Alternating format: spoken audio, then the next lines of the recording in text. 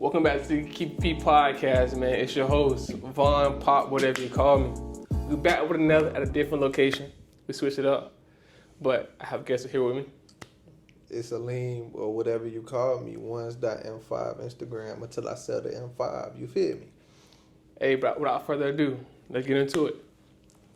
Y'all know I like to start the podcast off with a quote. The quote I'm going with today reads, "Is discipline in love harder than desire, or does desire die without discipline?" I gotta think on that a little bit, I ain't gonna lie. You gotta let that sit. Let that one marinate a little bit. Is discipline in love harder than desire, or does desire die without discipline? We're gonna give our thoughts. You gonna give yours first, or I'm gonna give mine first? You can get yours first and then I'll piggyback. Let me see it one more time. Discipline and love harder than a desire, or does desire die without discipline? So when you say that last part of that, does desire die without discipline? I think that's 100% true. Because it's like motivation, right? Like you can't do shit just solely off of motivation. You gotta have discipline to use the motivation to start. So like desire in my head is the same thing as motivation. That's how I correlate the two. Yeah. So I think without discipline, you don't have no desire, period.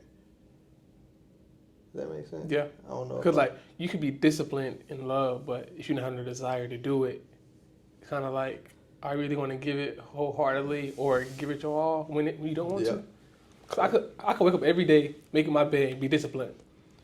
I could want to get out of my bed, go run every day, every morning, to be disciplined. I could do it, but if I'm going running, but I'm half jogging, walking, not giving it my all, yeah, I'm being disciplined by going to do it.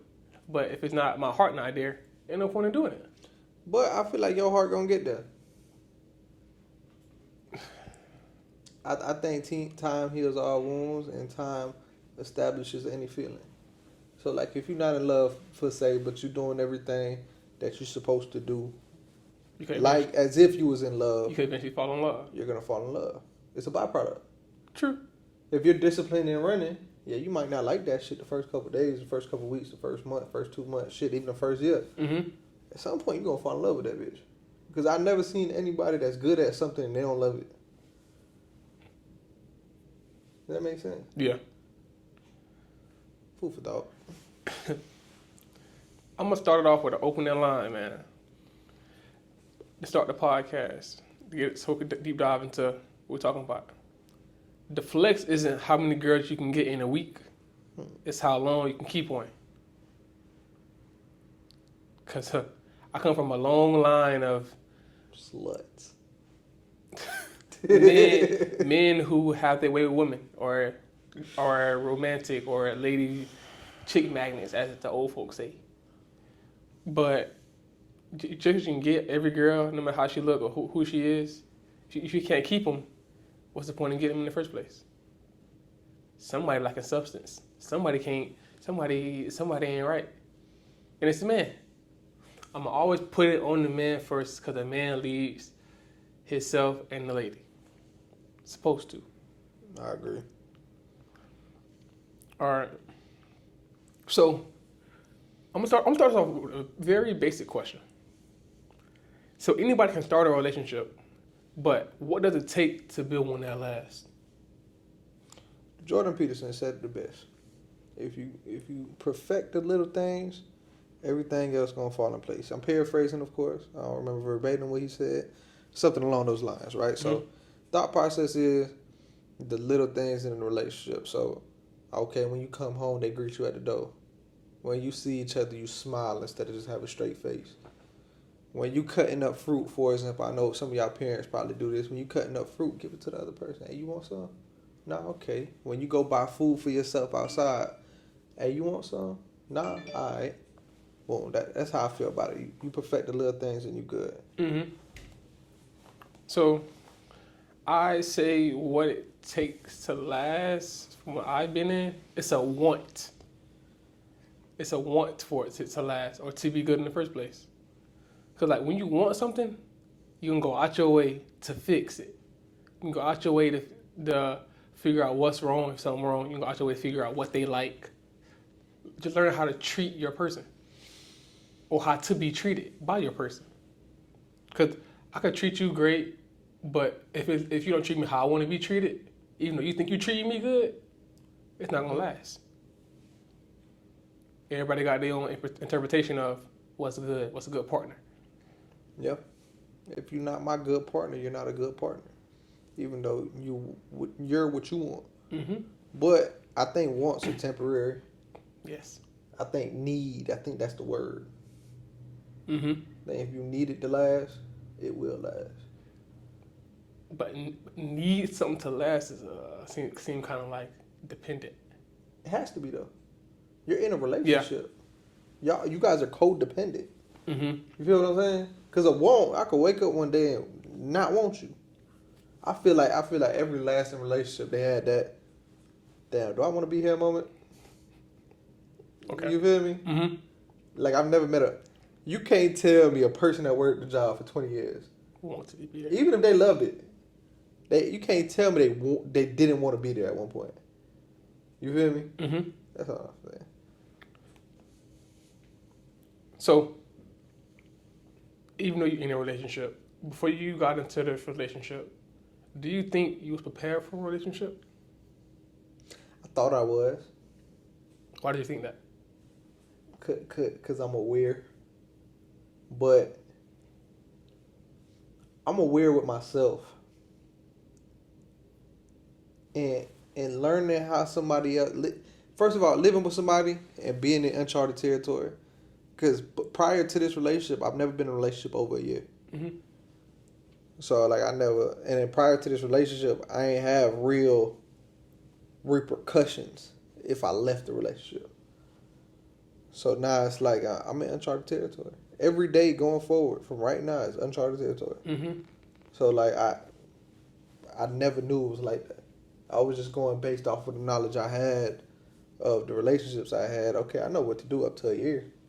But after that, yeah, because you don't think about the things that come up. mm-hmm. Especially living with somebody. I never lived with somebody before this relationship. I've never had to co-parent with somebody before this relationship. Mm-hmm. It's just it's a clusterfuck. And then I'm growing too, so I'm a different person than I was before this relationship. Right. Yeah. So I agree, even though I'm single. I feel like you're never really ready for a relationship because it's always gonna be some areas you're unaware of or things you're unaware about that can only be triggered by being in a relationship. Yeah. Because I could be single for years and so healed and ready, but date somebody and first month we arguing and I don't know why because traumas come up. Yeah. Everybody good by themselves till they get with somebody. Everybody don't know how to be their self while also being with a partner. I agree. And then it's balancing yourself. It's balancing you alone and you together. Mm-hmm. That's the part that's hard, I think. Knowing how to be an individual Together. While also being aligned. That shit's hard. But, I mean, it's fulfilling. It's tough as fuck. So, I'd say right now, I'm not prepared for a relationship because even though I'm healed 90%, it's still areas of my life where it's like, I'm not disciplined in who I am now. So I don't want to get in a relationship.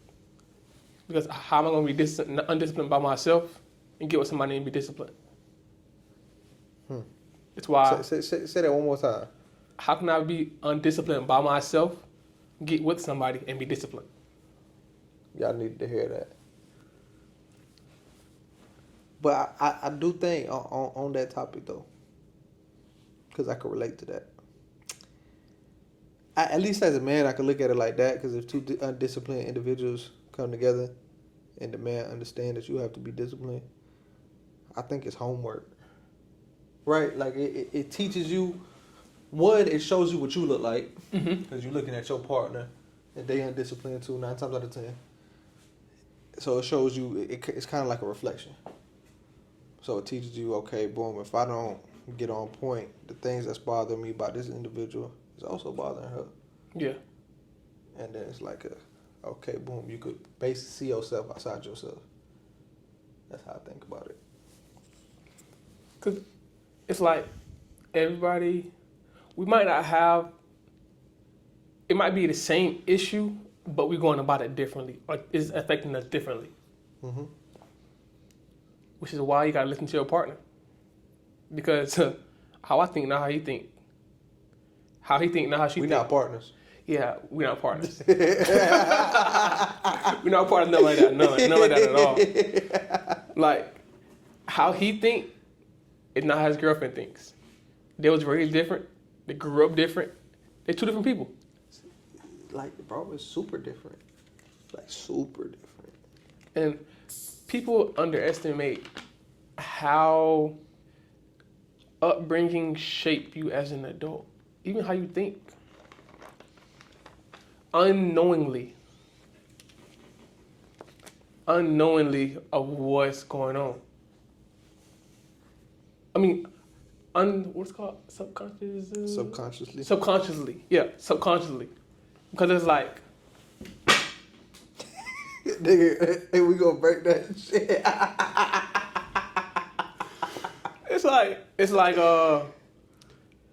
so for instance, at night, if I take the trash out, I can walk and take the trash out in complete darkness and not be scared. But if she raised somewhere where at night, people trying to kill you, all this and that happening, when she come outside, she running and throwing it before the trash even hit the trash can. Because of what she's used to. Or because of what she was taught. Because of her environment. Like, some people live in their environment, and some people make their environment or adapt to their environment. So that's real food for thought. Food for thought. That's a buffet for thought, because that's like really like, that shit get deep. Like, it's so much. Because y'all can go through the same thing, but y'all perception is reality. Mm-hmm. Your perception of it could be completely different. Completely different. Like the things that person would think about would be 180 degrees different than what you would think about. So, how do you feel? Do you feel like it's a difference between emotional and spiritual scars? No, I don't think it's different. I mean, it depends on your vernacular. Mm-hmm. If you want to call emotional scars spiritual scars, if that helps you process it better, sure, go ahead. And vice versa, if it helps you saying that certain scars are spiritual and certain emotional scars are emotional scars, go ahead. But I think it's all the same. I think all internal wounds are internal wounds. Mm-hmm. That makes sense. Makes sense. I agree to disagree. Mm-hmm. Cause like emotional is more so in your head. What's spiritual? Everything around you. So okay, give me an example of a spiritual scar. I can be a spiritual scar. Let's say I'm a Christian. I have a routine of praying and all this and that, but they say I miss my prayer or I pray for something, it doesn't come true. Or it comes true, but not the way I want it to. Some people would say that's a spirit. Now, I'm spiritually scarred that when I pray for something, I don't get what I want. Say it one more time. Like, if something happens, if I pray for something, but what I pray for doesn't come true, it doesn't come true the way I want it to, now they're kind of spiritually scarred or scared to be spiritual because they put all their faith into this prayer or this thing that they want to happen, but because it didn't happen on their own terms, now they're spiritually scarred because they're not spiritually mature. I hear that, but I look at that like emotion, because that's basically distrust. That's how I perceive that, right? So like, okay, boom, I trusted this to happen, or I expected this to happen. Mm-hmm. It didn't happen the way I wanted it to happen. That's life. You feel what I'm saying? Yeah, which is why I agree to disagree. Like it's the same but different, not different connotation because it is. The only way I can see if that's different. Now, let's say they have that spiritual scar, right? Okay, boom, they pray for something, then it happened. Do they take that scar into the real world, or does that stay with God, so to say, right? Mm-hmm. Like, okay, they wanted one outcome, God gave them another outcome. Now, she beefing with God, or she gonna take that to her relationship? Mm-hmm. You feel what I'm saying? Yeah. That's why I think that's just emotional scars in general. Now, if you keep it with him, I can understand. So like The keeping it with him and keeping like a grudge. Yeah, Cause now it's like I'm not gonna pray and act for nothing. I'm just gonna. I'm gonna leave it. Yeah. That makes sense to me. Which is why like some people like. Well, people who stop going to church because of people or because of situations or things like that. That's different versus what I'm talking about. That's completely different. If that's what it is, then I agree. It's a difference. Versus like an emotional scar. That's something I just can feel, or that's not acted on. Like an emotional scar for me would be like Your girl cheated on you. Now you don't trust people. yeah, she cheated on me. I didn't get what I wanted, or just things that work not in my favor. So okay, with that thought process, differentiating the two. Do you think emotional scars can lead to spiritual scars? Yes. I agree. Because your emotions going to affect how you pray or how you act spiritually in the real world. I agree with an addition, right? Because, like, I feel like if I seen so much evil, if I seen so much bad, if I had so much emotional scars, that'll make me lose faith for the Most High, right? So then that'll turn into a spiritual scar now. Because now it's like, okay, I done seen all this done. Why you doing that? Yeah. You feel me? Am I supposed to be praying to somebody that's doing that? I can see that. I can see that. But, like, if that happens, all you're doing is putting you through a test for the better that's coming. Some people don't see that better because they lose faith, because their faith be dependent on things happening. Mm-hmm.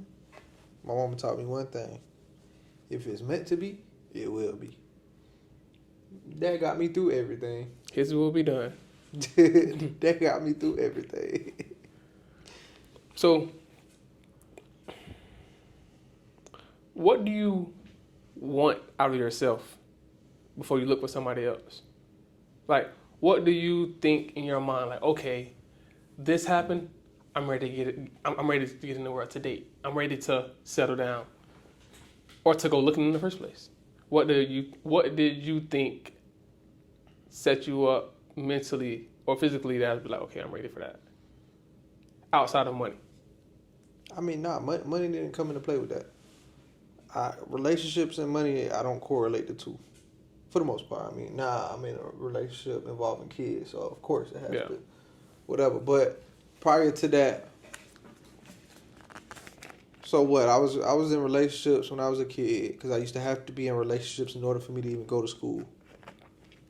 After I got out of school, I had a big block of no relationships, just hoeing.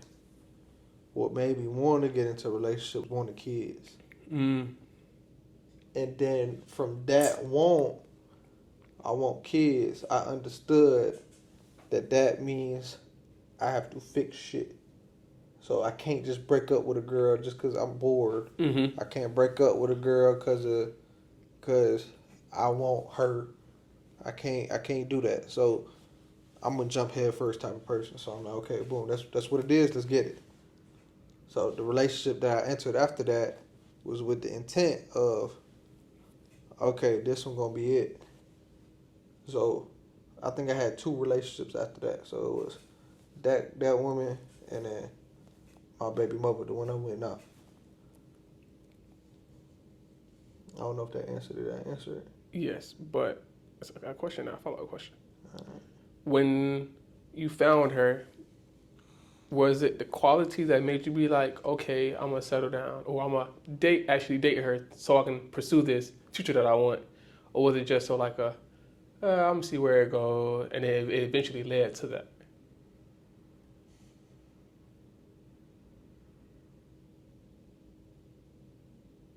I think if you long for something, it's not gonna happen.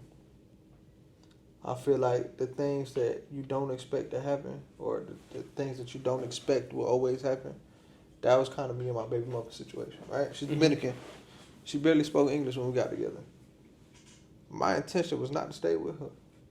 No, I'm gonna be honest with you. Like that wasn't my intention, but that's where it got to. Cause my intent, like, bro, when I met her, it was like, okay, boom, she pretty, she sound good, let's get it. I'm in that mentality. You feel me? Like, so, and then it just happened. It just happened. Okay. That shit wasn't planned. It wasn't nothing. It just happened. And then I got the biggest blessing ever from it. Mm-hmm. But, so bro, if it's meant to be, it will be, bro. So, Strongly believe that. Going back to where you said, trying to figure out what exactly you said. You something along the lines of, I got a brain fart. I knew I was gonna forget. But what did it involve? It involved you and your baby mama. How you found her? No. Panda Express. Panda Express? Yeah. How did you go about setting it up so it falls in order? I didn't. It just happened. You played with the cards that you dealt. Now, the way it sound, the way I'm saying is like, bro, I hated her and I didn't like her and shit like that. I liked her. And I seen qualities that had potential. Okay. Was she a finished product? Absolutely not. But I guess the foundation was there, right? Like the basis. So, okay, does it feed my end goal? Yes or no? Yes. Every time I got with a shorty after I made the decision that I want kids, I made a pros and cons list. Literally, I treated it like a business. Does it make sense? Okay, what are the pros? What are the cons? Does the pros outweigh the cons? But it's only so much that you could be analytical with it because you're playing with emotion. It's not like you playing with tangible things. So, like, certain things you don't know. Yeah. So, like, do I think I made the best decision I could have made at all? Probably not. But did it work out? Yeah. Mm-hmm. If that makes sense, like, did that answer it? It did. So, now I'm going to answer the question of how to identify when I'm ready to go looking for somebody. I'd say when I'm disciplined in my walk of life with what I want, when I'm either pursuing or I know what I want, or I have a schedule. Like, I want to work out consistently. How can I be disciplined to work out consistently if I'm not disciplined to be there for myself? So in order to be disciplined for myself, I had to set myself up. I had to go through I don't want to do it for real. I got to do this. I got to do that before I can get into a relationship. I can't get into a relationship with somebody and try and fix myself while learning a new whole person. You can't be, like, yes, you can work on 2 things at once, but something so deep and so long term that you're trying to get, it's not gonna work out. It's something gonna give, because for one, you're gonna change as you're trying to be disciplined. Versus a girl you just met or who you may have known for a while. If you're trying to get her on your routine and you don't have a routine in the first place, eventually you're gonna be like, all right, man, let me get this right first so I can add you into the mix so you can add on into areas where I know my schedule so I can fit you in so we're not clashing or I'm not giving up something in life. Because like my last relationship, for example, like I was going to the gym pretty consistently before we got together, stopped going to the gym, started, sleeping in, eating bad, not praying, not reading the Bible, just like a whole 180 when I was going up. And once I realized it, I said something about it. And of course, like the female would be like, "Oh yeah, we're gonna fix it." But when there's no progress, man, you gotta cut ties to better yourself. I'm gonna ask you the same question you asked me. How you know when you find one? The one? How do you think you'll know? How I thought I knew when I had the right one, the actual one. My intentions and mindset and heart was totally different. My intentions was to, of course, treat her, be the best man, But in myself, I wanted to get all that sinful, lustful stuff out of my body. All the desires to go cheat, all the desires to go mess off, all the desires to go do something, I didn't want it. It literally left my body once I found out I was with the right one. Like your mindset changed, your heart changed. Like when you know you got the right one, bro, like everything else just fades away, bro. Why did it end? It ended because I wasn't centered in my life. My brain, my mental, physical, and spiritual wasn't centered. My mental was off. Everything was pretty good, but my mental. So my mental threw off everything. So now, because I'm mentally off, I want to go be physical somewhere else. Because I also lost my spiritual, I don't care about none of that. I don't care about nothing. All I care about is being happy or satisfying this temporary need, this temporary want, versus coming to my partner as a man and laying it all out on the table and her helping me. I'm pretty sure she could help me. Can I pinpoint the contradiction that you just said? Yeah. You just said you find the right one, everything gonna leave, but you just said it didn't leave. So it happened in a relationship. Everything was going good, but something happened in a relationship, which made me be like, not leaning on her. Her end or your end? My end. I thought I was strong in my foundation, but you can only see how strong you are when storms come. So only because it's constructive, foot down. Do you still stand by if you find the right one, everything's gonna leave? Because based off what you said, okay, you found the right one. At first it left, but it didn't. So, like it went for milk. Yeah. Feel, that bitch came right back. Came back. So what I mean by left is like, I don't want to do it. Yes, it's still there, but I can get rid of it by being anchored in who I want to become, because I know what future I want with this girl. Because like those thoughts and all that don't just disappear. Don't just disappear just because you with somebody. I don't think it'll ever disappear.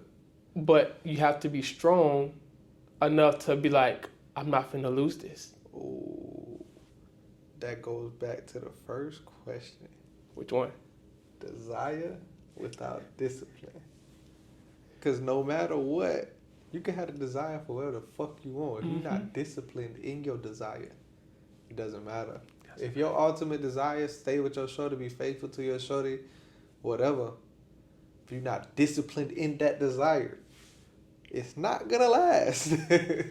Everything, bro. You can't have nothing without sacrifice. That's a banger.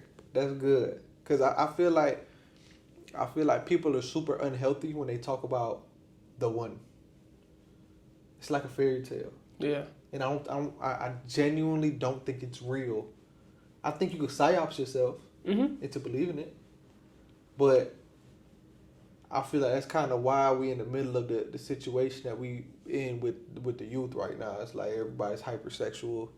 Everybody's like, oh, I ain't gonna do whoop de whoop until I find that one that's gonna do it. And I don't think you ever gonna find that one that's gonna do it. Mm-hmm. Or they think they found the one. They think they found the one in everybody they date. Literally, or the one is a hyper toxic motherfucker, and they only the one because they manipulating your ass. Yeah. Like, I think it's super unhealthy how people look at love. Mm-hmm. Yes. Because I ain't know what love was. I mean, to this day, I probably still don't know what it is, but I know I have to take actions toward love. And that's my guideline right now. I'd say, like, when you truly come across love, you can't describe it. You can't describe it. It's more so,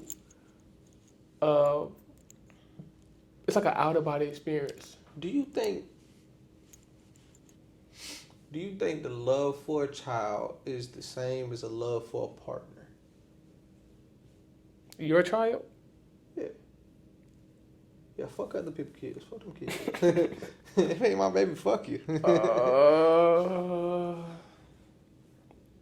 Why you think on that? I'm going to speak from experience real quick. The way I feel about my daughter, never felt in life. The amount of rage I felt is different after I had a daughter. The way I look at everybody is different after I had a daughter. Every cliche about having a daughter is true. Like, nigga, like every single one. So I don't think looking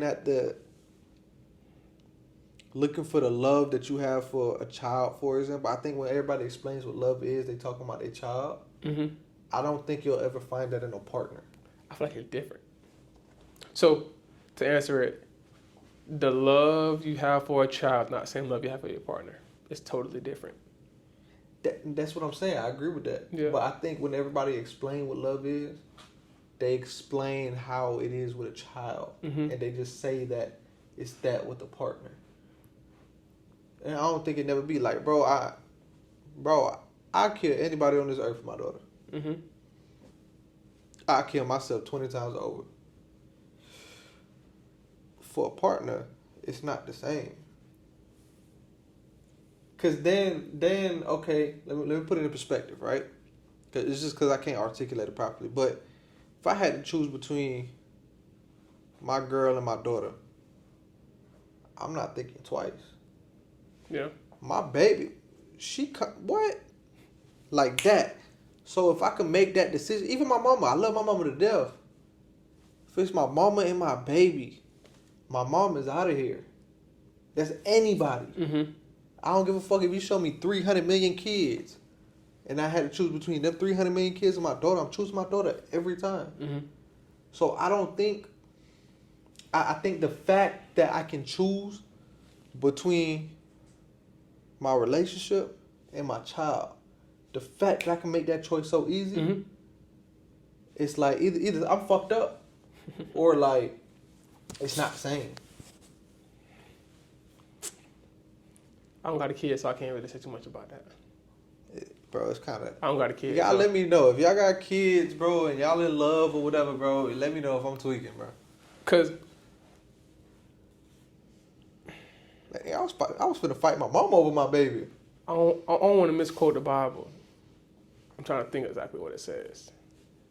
I think it's somewhere along the lines of picking your partner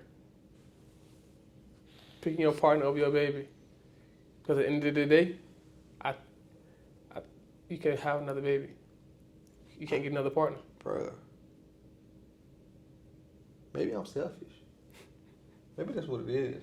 Nah, Genuinely, that could be what it is. It could just be like... You got something on your eyelash. I'm sorry. It could just be how, like, just you haven't experienced nothing like that before. Which literally could be why. Like, you haven't... innocence. Yeah. I look at her, and Yeah. it's like... First of all, I made that. That's my first thought. Like, nigga, damn. this is real. I remember every single step for you coming here. Pun intended. Oh, I remember every single step. Like it's like and it's like solely dependent on you. Mm-hmm. And bro, it's like it's that beautiful thing. Like you seeing this thing, innocent. Never scraped it. Like bro, I get sad over that, nigga. Like think about, nigga, my daughter gonna fall one day, nigga, scrape her knee. Mm-hmm. Nigga, a nigga's gonna catcall my daughter, nigga. My daughter's gonna fucking get married one day, bro. Like I think about all that shit, and I'm like, fuck. His daughter is 5 months. No, she's 10. 10 months. 10 months. Almost a year, bro. 10 months. She was just born.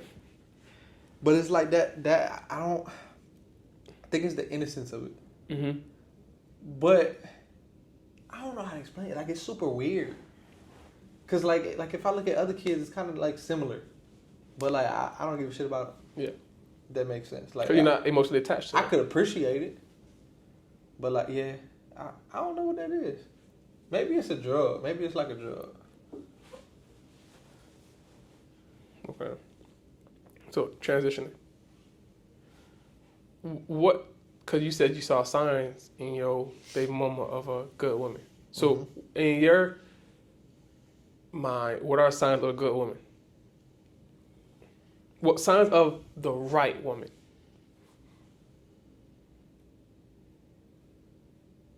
Foundation.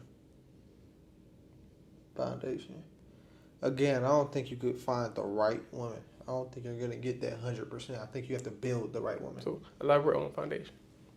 But I think, choose your battles, right? Do I want, and no disrespect, disrespect, I don't care, bro. If you a stripper and you out here, you fucking off and you doing crazy shit, you dressing like a hoe, all that shit, I'm setting myself up for failure. Yeah. Because the work that I'm going to have to do to get you to be somebody that you're not is going to outweigh my reward for it. Yeah. Right? And then, okay, let's pre-plan, right?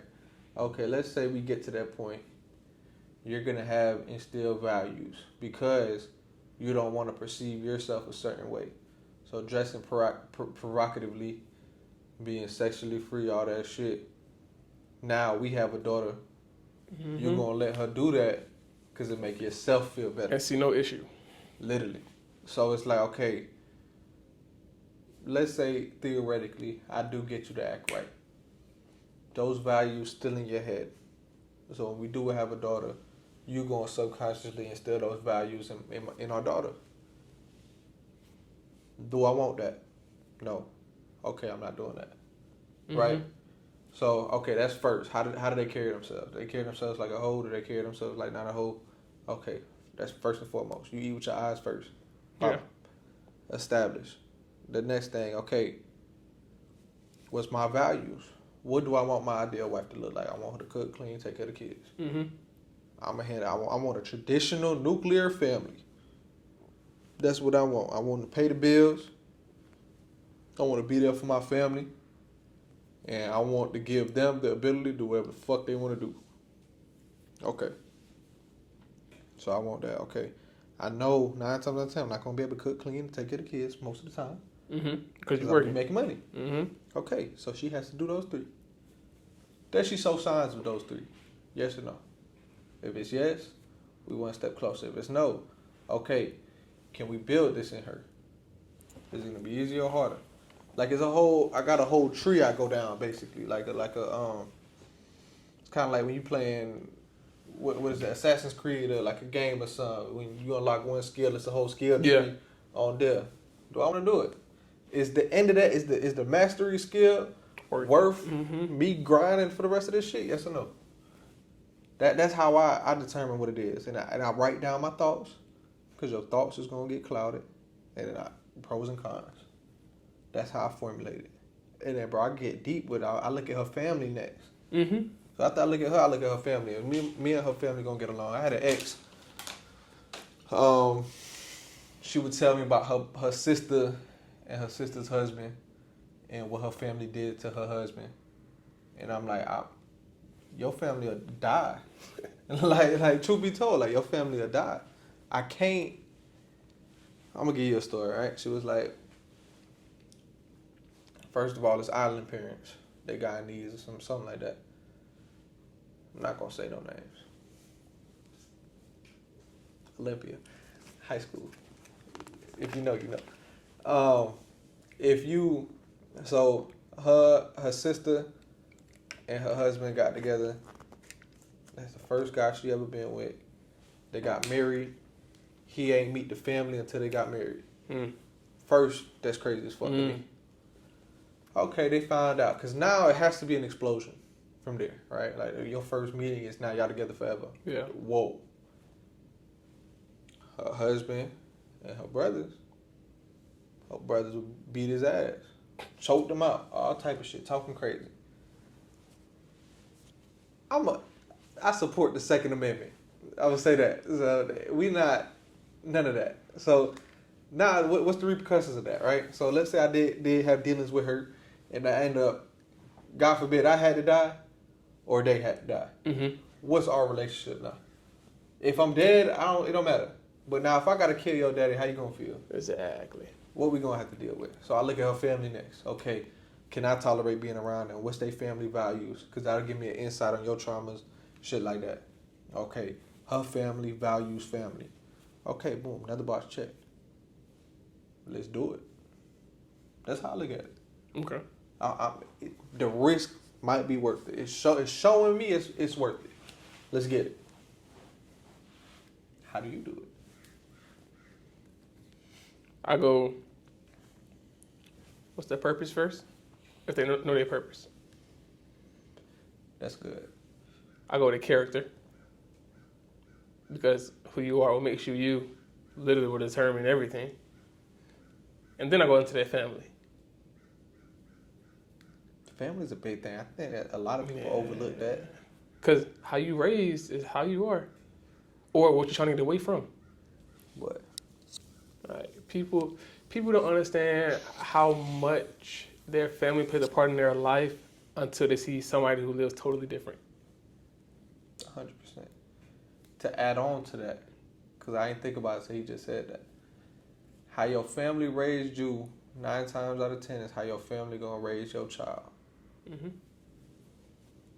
I would not be partaking. Certain people do. No. Yeah, certain people, yeah. Yeah. My mom, one of them.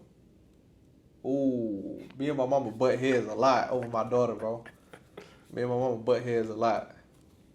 That's a different topic for another day. Yeah. Yeah, family, I'm big on family, so that's really why, like, family would definitely indeed get looked into. That's why I wanted a family, because I come from a fucked up family. So it's like, okay, that's what my drive comes from, to be successful. That hyper success is from the hyper poverty, like the hyper fucking negativity I've been through. So it's okay, how can I be the complete opposite of that? How can I ensure that my immediate family, shit, even my entire bloodline doesn't have to go through what I went through? Mm-hmm. That's kind of what my mindset is. Steps for family. You have to look at your family. So, next. Do you feel like how you move while you're single shapes your relationships for the future? For example, you think somebody who's a hoe when they single is going to stop being a hoe and flip a light switch when they get into a relationship? I think it's different with women. Because I could like that. Mm-hmm. But at the same time, even when I'm a hoe, I'm honest. I'm not lying to a bitch to fuck. Yeah. Does that make sense? Like, I'm not sitting here, I love you, boom, I hit, I go. Yeah. No, it's like, look, this is what we're doing, that's it. So when I go in a relationship, instead of, like, I don't have emotion with it. Mm-hmm. I feel like with a woman, one, it's more addicting, because you could be a hoe on another level. And then 2, it's like, bro, it's that validation. You get addicted to validation. When you get it in a relationship, that validation goes. Yeah. Okay, so when that validation go, what you gonna go want some more?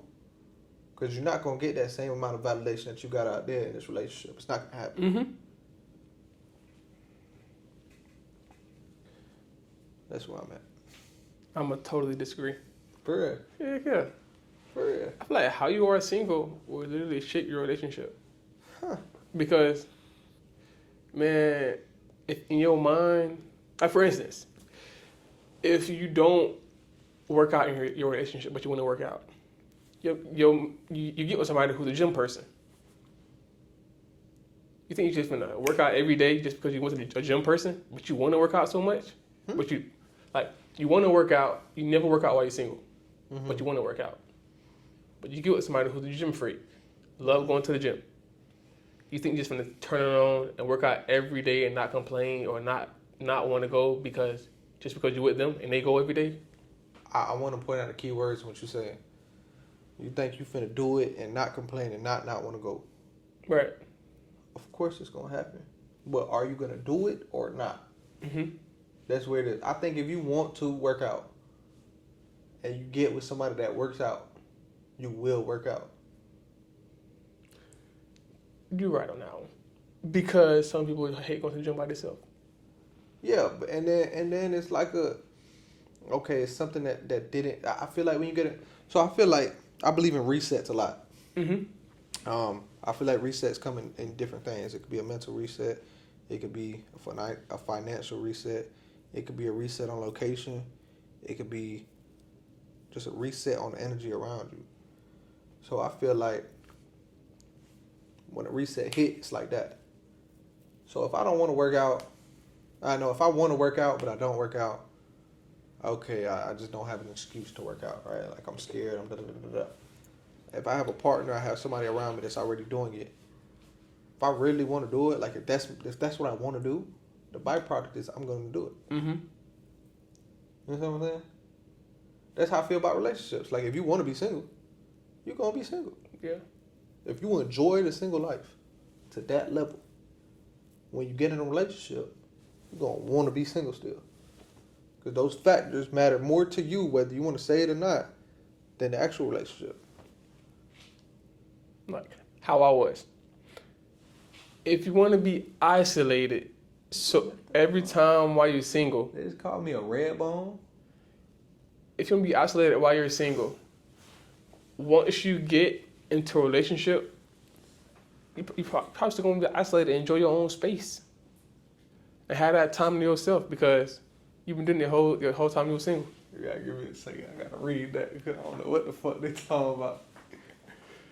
You got the chat behind the camera on the TV.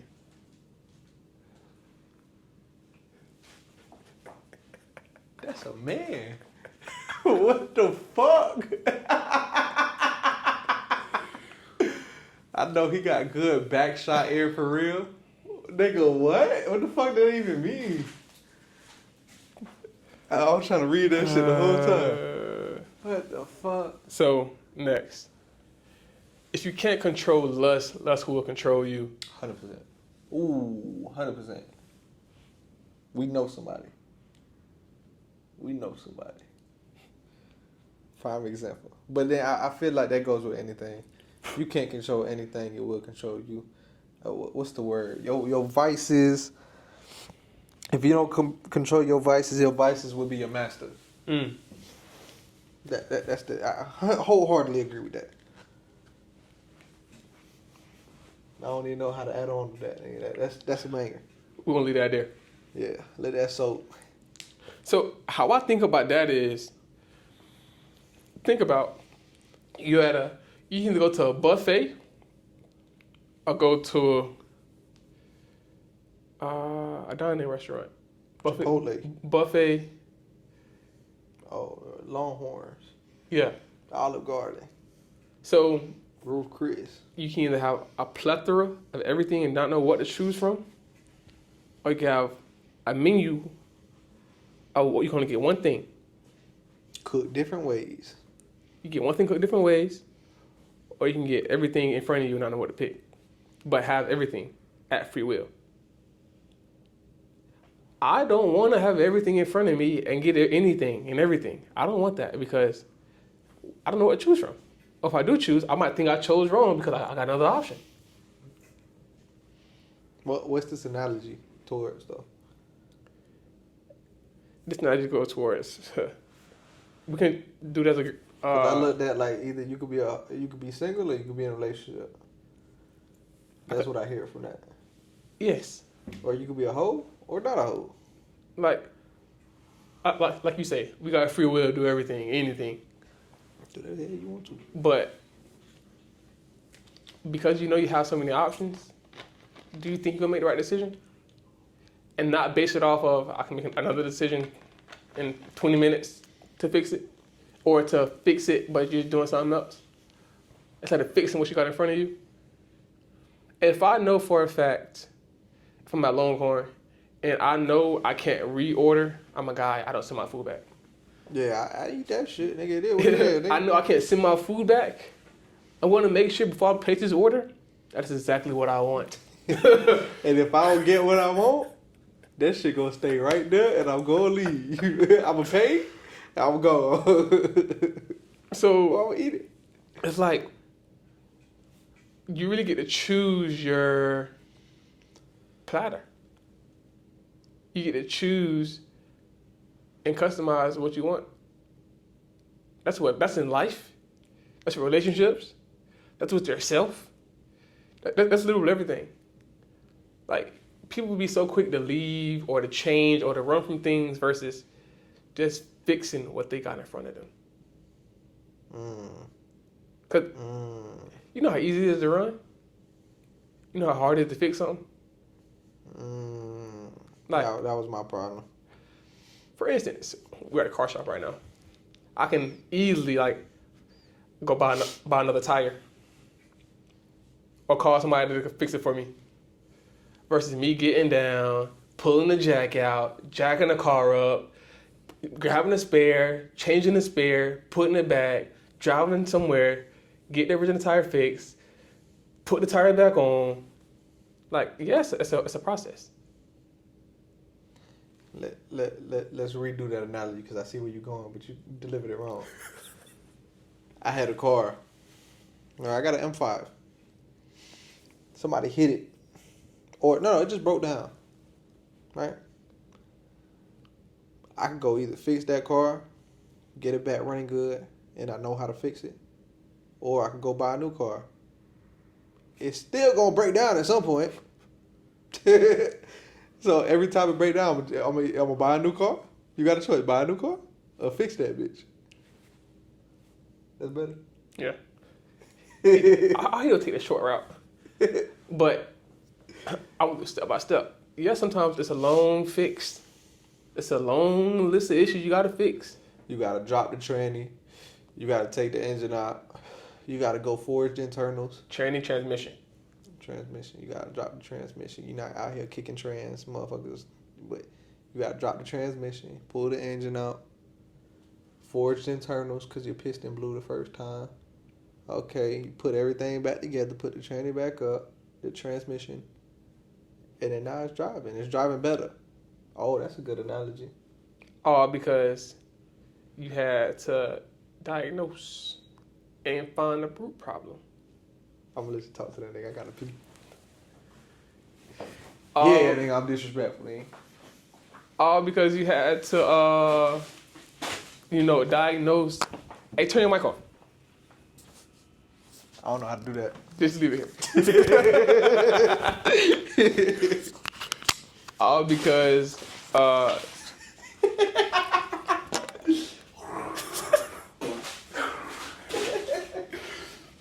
like, you know how simple it is to fix something that's not wrong? I can easily go and buy a new tire when all I had to do is put air in it. All you had to do is put air in your tire. It might be a slow leak, it might be an old tire, or you just might need to put air in your tire. But if you go through and run through a checklist of checking it, when it's time to fix it or to see what's wrong, you know what to go through, you know how to fix it, and you know how to prevent it. Of course, something's not preventable because some things you can't plan for. And when that happens, it's a whole different ball game. But your mindset is in the right place to want to fix it in the first place, in order to get where you want to go, what you want to do. Like, people be so caught up in the motion of everything got to be perfect. Everything got to be exactly how I want it to go, at my time, at my speed, when I want it to happen. We all operate on God's timing, man.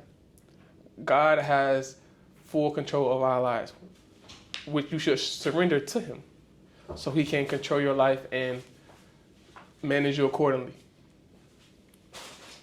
Like, what I was saying was how people be so quick to jump ship or to give up because it's not going how they planned it. I was one of them, and I can tell you why I was one of them. Why? In relationships, I had commitment issues. And it was because I was so young. It was because I ain't experienced certain things. So every time I would feel like cheating, I would just break up with my girl. To this day, I still never cheat on a female. Just for that reason, I just break up with you. I don't got no reason to stay with you and cheat on you. So I just break up with them. Go try some other flavors. Get over it. That's really why I did that with business too. Low key, I think it's some ADHD shit, but that might be a cop out. But I think it's like, even with business, like when it gets too hard, I'm like, oh, I'm gonna choose a different vessel. Till I realize, no matter what vessel you in, like, I correlate business to relationships a lot because it's the same shit. Because it's I think Alex Hormozy talks about it is first when you discover a new business, right? And you could compare that to puppy love. You first meet a bit. Is uninformed optimism. You on that roller coaster. So it's uninformed optimism. Then it's informed pessimism. That's when y'all go through rough times. You get to know her more. You see how hard it get. Now you have a decision right there. If you want to get off and go on another roller coaster, you want to keep going. Okay, then you go. Boom. Now you in the valley of despair. Everything is horrible. Nothing is working. Then it's like, okay, informed pessimism. So now you know what's going on. You know what you got to fix. Now it's you just fixing it. Now you just out there, you chilling. Now everything good. It's working. You figured out what worked. You just make it better. So now you just keep on going. A relationship and business, same thing. Life, business, everything is the same thing. I remember what I really wanted to say. You said how somewhat along the line of it got boring, or you got bored. Finish your thought. I'll So when things get boring and you want to leave or give up or move on, boring is healthy. And I didn't learn that until I was on boring and I left or did some things because it was boring. Why did we leave? Because we want to go have fun. It's a reason why. That's actually some psychology shit. So, everybody's baselines are different. So your baseline could be down here. The other person's baseline could be over there. That's your baseline is basically your definition of normal, boring, regular, whatever you want to call it. And that comes from trauma. That comes from how it was brought up. Mm-hmm. So some people, and I'm not going to say I never understood it, but I never related to it because I wasn't one of them. But if you're not arguing, if you're not fighting, it's boring. A lot of women are like that. Because that's what they used to. Man. That's where their baseline at is there. You feel me? If you dip below that, if it's peace, you below that baseline, they don't like it no more. They need something to stir it up. I think with us, especially if you get coochie, bro, like no disrespect or whatever, but if you getting coochie and you at one coochie, at some point you're going to want some more coochie because your baseline went from here to down there. But I mean, that is healthy. And then after that's the valley of despair right there. You can correlate that. Then you get to the point where, nigga, this shit's fun. I do whatever the fuck I want. I'll put this bitch on the ceiling and crack it. Like, nigga, you can do whatever you want. Yeah. That's real, though. That's real.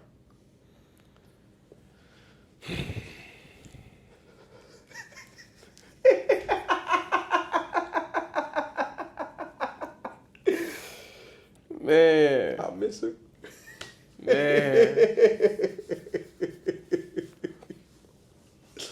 It'd be like that. So now for the transformation section.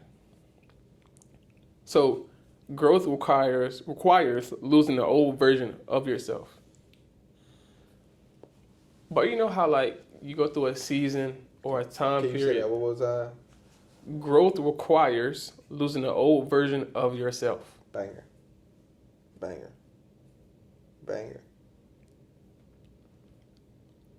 Of course, some aspects of your old self aren't bad, but it still got to transform and move in the direction of who you want to become. Analogy. When you plant a seed, when you plant a plant, right? When you plant a seed for the plant, it'll never regress to its prior status. Mm-hmm. So you're not gonna plant a plant and it turn into a flower and it digress back into the original seed. It'll never happen. Ever. Never happen. Like, you can't plant a watermelon seed. You black.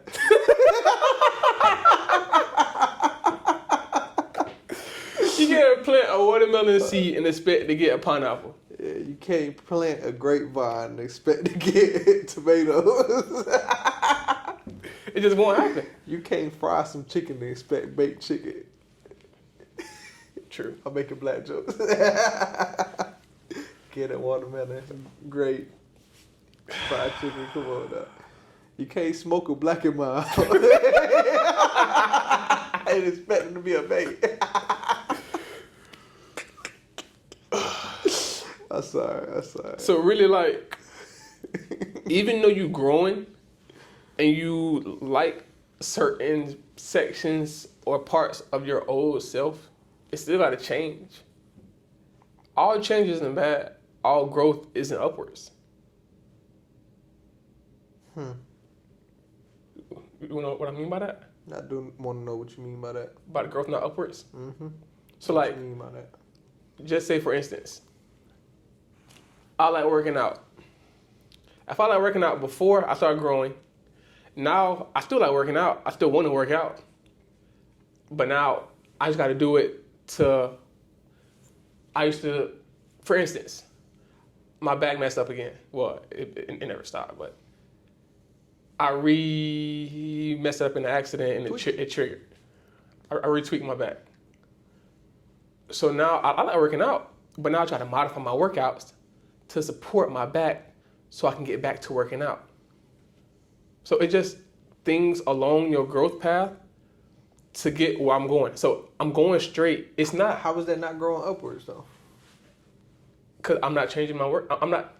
I'm missing out on certain parts of my growth cycle that I thought that like full body that I can't hit because I have to build Get creative. more so a foundation to hit those muscles.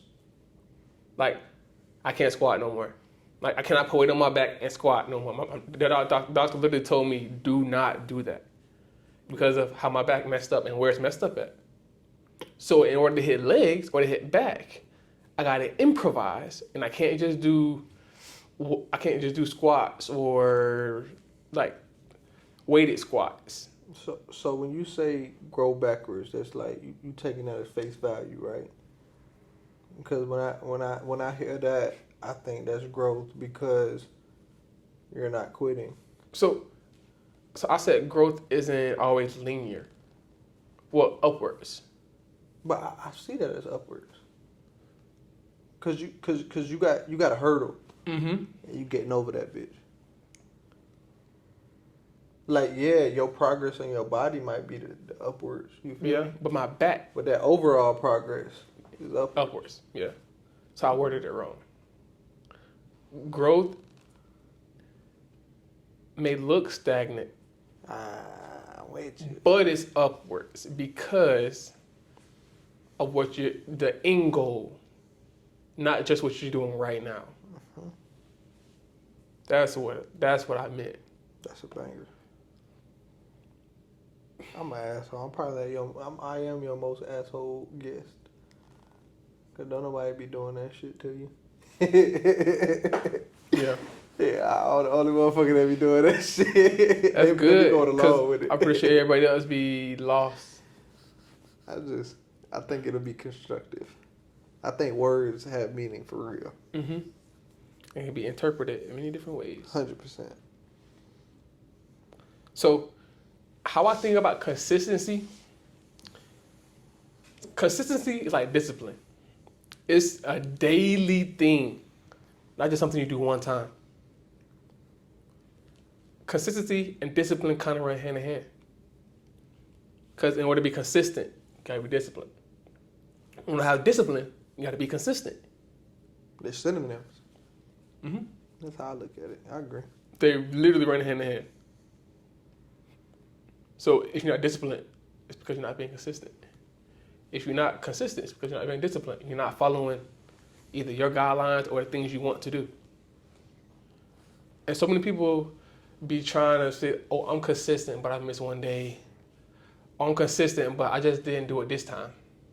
That's not consistent. Or discipline. Because, it's discipline, but it's not consistent. Because you change something up. I don't think that's disciplined either. Cause think about it. If most mornings I wake up, go to the gym, make my bed, go to the gym. I made my bed and went to the gym. I'm so disciplined enough to act on it a little bit, just not full-heartedly right. That's not discipline. That's setting yourself up for failure. That's setting yourself up to be disciplined in a different way. Yeah. For bullshit. And consistent for bullshit. Mm-hmm. That's like that drug. That's a weed. Right? Like if you let the weed stay in the garden, there's more weeds gonna come, the plant's gonna die. Mm-hmm. That's what that is. So that's neither consistent nor discipline. But again, one time not gonna kill you, so I don't want that picture being out there. You miss one day, it's not gonna kill you, but don't use that. Oh, it's just one day as an excuse. Because then it's gonna kill you. It'll add up. But that one day will turn into a year. What we said about the relationships, nigga, it's the small things that matter, bro. A lot of ones make 100. A lot of little fuck ups make a big fuck up. Mm-hmm. I think that's a banger though. You might not notice it now, but you'll pay for it later. What? Today's rewards are tomorrow's debts. Something like that. It's a saying about that. But also, on the other hand, today's seeds are tomorrow's blessings. Mm-hmm. When's the best time to plant a tree? Now. 30 years ago. What's the second best time? When it rained. Today. It rained today, so. No, but like today. I learned that shit in real estate. That's how we're supposed to get people to sell their house.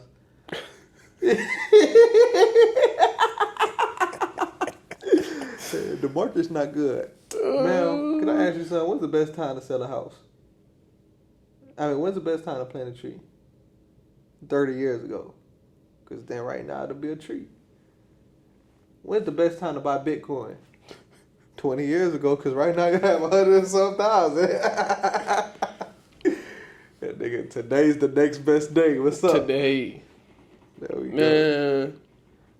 So I'm about to wrap it up in a little bit, but I'm in the transition period with this one.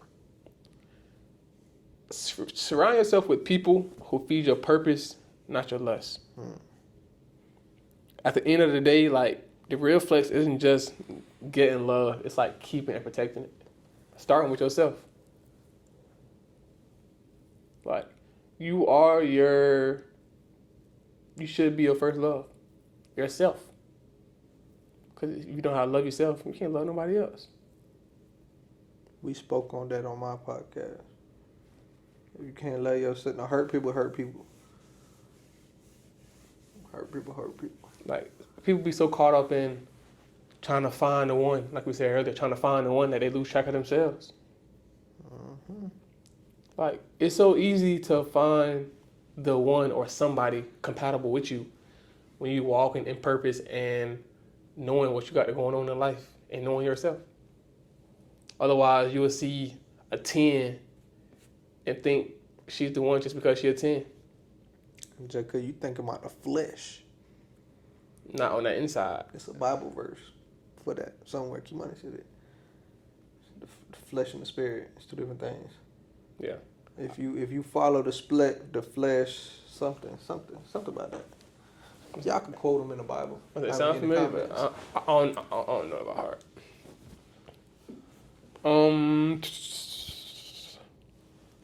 So I'm just gonna hit on a little few points to finish wrapping it up to tie everything back together. So the real flex is longevity, not numbers. If you can lead yourself, you can lead in a relationship. Lust fades, discipline sustains. But you have to make sure that you're being disciplined in the right things so it sustains positively. Because I can be disciplined in cheating. Everybody's disciplined. Just in what? Yeah. Healing yourself creates space for true love. God must be the foundation or nothing will stand. Everything will crumble with a crappy foundation. A foundation built on self. In other words, on the God must be the foundation. It will not stand. It got to be bigger than you. If it ain't bigger than you, it's going to fail because you is not strong. You ain't that strong. No matter how strong you think you are, you ain't that strong. Because he'll throw something at you. You got to have purpose. He will throw something at you to break you down, to make you depend on him. Fire.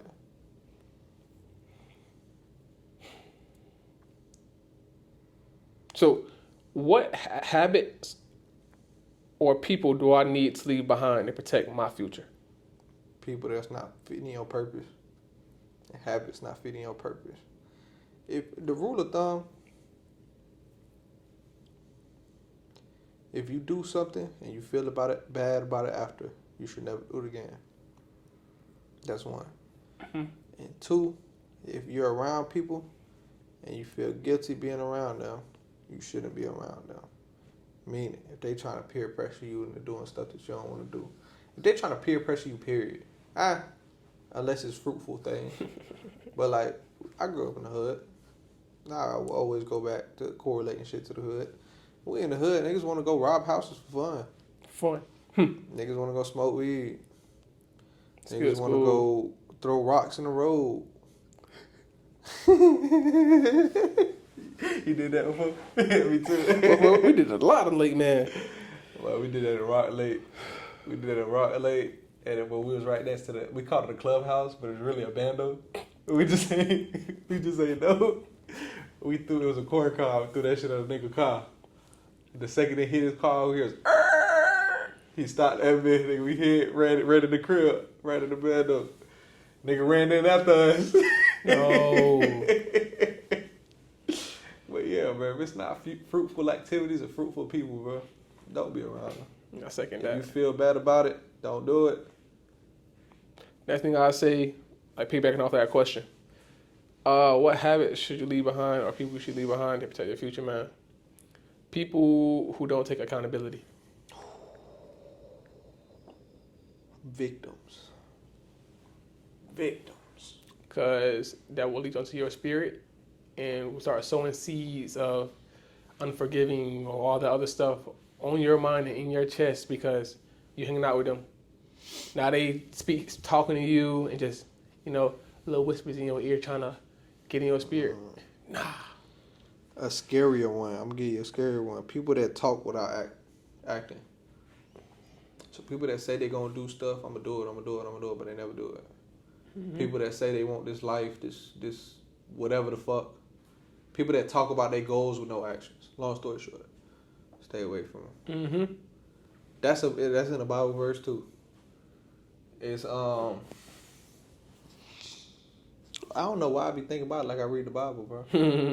But he was talking about it. It was a busy mouth isn't prosperous because they're not working, something like that. And then labor will always be fruitful or something along those lines. Okay. Basically, if you talk more than you act, that's a sin. And if you act more than you talk, Only good shit gonna happen. And then faithfulness is more than physical. It's in your thoughts, discipline, and choices. Correlate that back to God. You could be faithful without prayer. Did I say that right? I don't think so. What was the statement?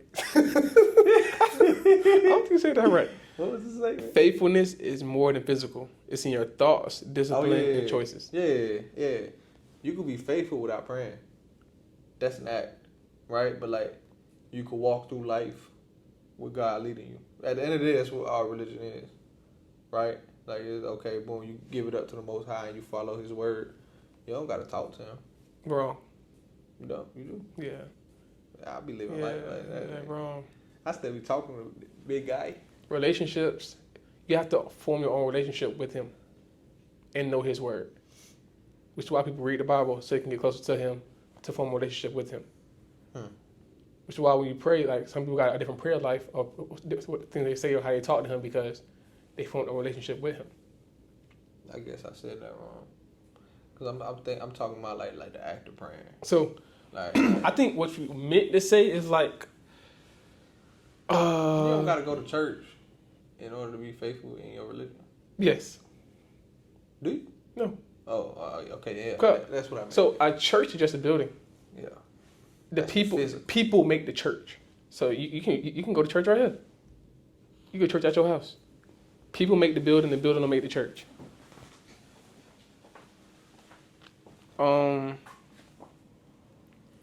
Real love isn't found in the buffet of options. It's in being content with the one God gave you. But you can also have the wrong one because you trying to go out there looking. Or you trying to go out there searching after the wrong thing. I think you just gave a horrible message. I know. I didn't like that one. If God gave it to you, make it work. Stop being a bitch. Figure it out. Play with the cards that you dealt. In order, what I was trying to say, in order for you to know if God gave it to you, you got to be close with God. Is it fruitful? Does it feed your purpose? You got to actively move with purpose. Yeah, that's a banger. What'd you say? What you just said was a banger. Like, bro, if it doesn't feed your purpose, that's not the one that He gave you. Mm-hmm. That's what the other guy gave you. If it hinders you at all, no bueno. Man, like, people think the devil can be anywhere and everywhere at the same time. The devil not God. He can send demons to you to attach to you, but he is not everywhere.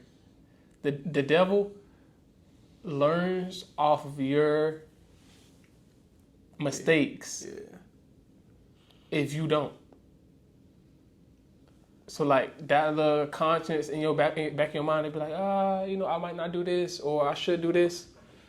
Because you thinking like that, he already know, I can set him up. Yeah. That's facts though. Hey, y'all motherfuckers got problems with masturbation, lust, women. Like, right, y'all don't feel good doing that shit. You can't tell me you feel good doing that shit. You don't be tired of that eating your mind up? What? Like, I've never had a problem with masturbation or porn or anything. But I had a problem with females. Ooh. I had a problem with females and just females. Like, when I was a jit, nigga, I used to rub that bitch till it fall off, boy. There you go. And then I found out what females feel like. I was like, I want that one. Mm-hmm. I want the crack. I don't want the cocaine no more. Right, man. Those feelings be temporary, man. Like, since I stopped partaking in those activities, man, even before when I still stopped, it was so much easier being by myself, being full of my own, and not releasing it, because all that builds up, all that, I forgot what they say. Tension. Yo, it's supposed to be a life force. Some shit like that. It's something like that though. Like when you're so full, you're great. When you're drained, you're vulnerable. Boy. You're vulnerable. Like how people be like, oh, the clarity after Post-nut clarity, yeah. That's really how you think before. You just don't listen to yourself. Yeah. I know y'all done had some questionable Right. ones. So boom, I'm gonna leave y'all with something. What does your version of the old you look like? And what steps will you take this week to grow past it?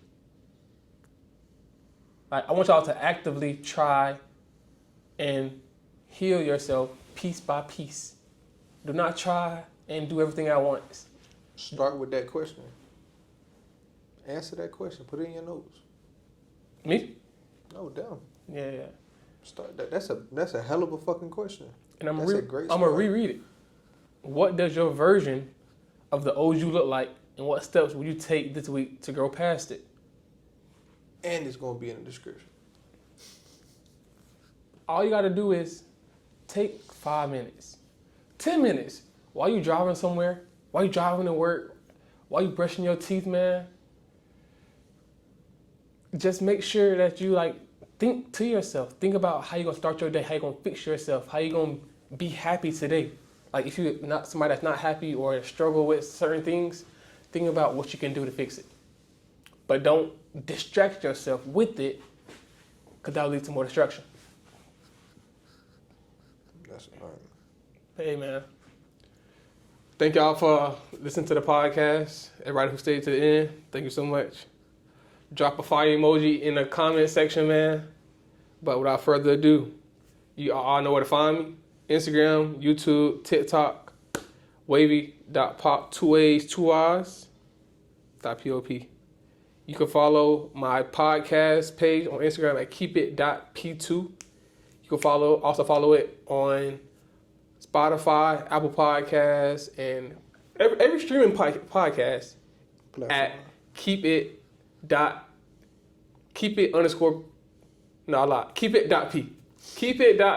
on every podcast or streaming platform, man. Thank y'all so much. We gone, man. Until next time. Walk away with it.